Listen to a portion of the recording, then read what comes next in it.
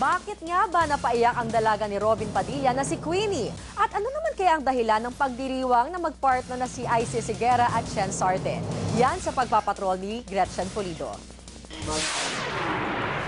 Ipinagdiriwang in advance ni Isis Higuera at ng partner niyang si Chen Sarte ang first birthday ng baby na iniluwal sa tulong nila. Matatanda ang nagmistulang kumadrona si Isa sa isang buntis na humihingi ng saklolo sa kasagsagan ng bahang dulot ng bagyong Pepeng sa Dagupan noong Oktubre. Pinangalanan ng bata na Carissa Chen sunod sa pangalan ni na Isa at Chen. I think there's a reason kung bakit kami pinagkita and bakit kami yung nandoon noong time na nangyari yan. So parang we just wanna make sure that, parang okay sila. Pero ngayon, ayos na. Okay na ako. Okay na si Mama. Hindi naman napigilang mapaluhan ni Queenie Padilla. Babalik na kasi ang kapatid na si Ali sa inang si Lizelle Sicangco na nasa Australia dahil maraming pinagkakaabalahan ng kanilang amang si Robin Padilla. Matatanda ang naging mainit na usapan ang sinabi umano ni Lizelle na wala ng panahon si Robin kay Ali dahil kay Mariel Rodriguez.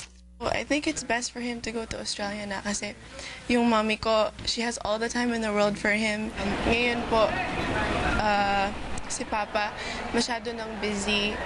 Samantala, kabado si Queenie sa unang pagdalo sa Engranding Star Magic Ball bukas. Hindi ko alam kung paano yung event, yung anong gagawin. Kung kabado si Queenie, malaking tanong naman kung may date si Sam Milby sa Star Magic Ball. Surprise. Hindi, wala akong date. Yung last 3 years, kasama ko si Ann. But this year, I will be going solo. Gretchen Pulido, Patrol ng Pilipino. Pinakamahaba ang pagdiriwang ng Pasko sa Pilipinas at ngayon isang giant Christmas tree ang inilawan po sa simula ng longest Christmas food celebration. At live mula sa lungsod ng Pasay, nagpapatrol Gretchen Malalas.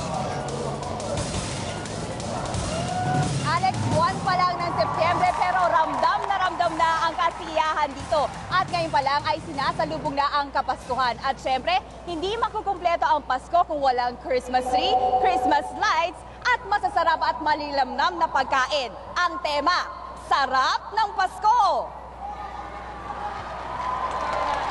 At ngayon ay sorpresa pang lahat ay higanting Christmas tree ay ipinakita at inilawan na. Palamuti sa Christmas tree ang larawan ng masasarap na pagkain ng 100 bayan sa bansa. Sinasabing ang Pilipinas kasi ang may pinakamahabang selebrasyon ng Pasko. At ito ang panahon ng pagbibigayan at pagmamahalan. Panahon din ito para sa pamilya at panahon sa pagkakaisa ng bansa na siyang layuning na maagang selebrasyon na ito.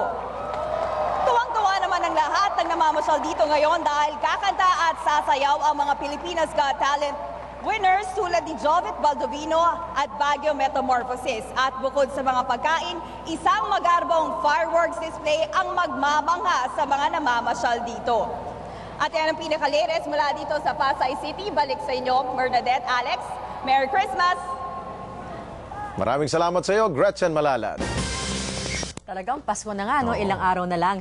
At yan po ang mga balitang nakalap sa aming tuloy-tuloy na pagpapatrol. Kami ang inyong patrol ng Pilipino naglilingkod sa inyo, saan man sa mundo.